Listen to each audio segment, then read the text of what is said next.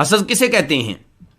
حسد کا مطلب یہ ہے کہ جو نعمت کسی کے پاس موجود ہے آپ یہ آرزو کریں، آپ یہ تمنا کریں کہ اس سے چھن جائے، اس سے جاتی رہے، اس کے پاس موجود نہ رہے۔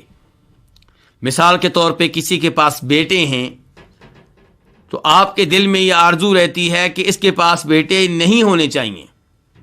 کسی کے پاس عزت ہے، معاشرے میں اس کا ایک مقام ہے، آپ چاہتے ہیں کہ مقام اس کے پاس نہ رہے، یہ کیا ہے؟ یہ حسد ہے۔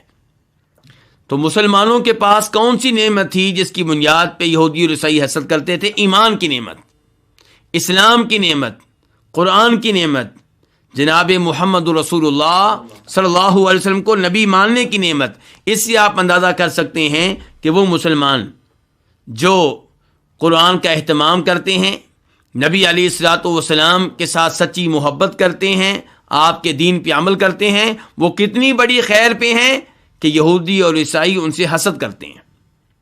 یہودی اور عیسائی حسد کیوں نہ کریں؟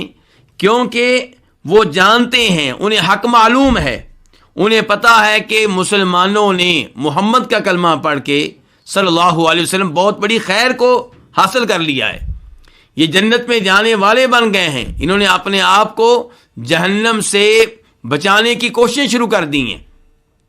تو یہ بہت بڑی خیر تھی جس پہ مسلمان تھے۔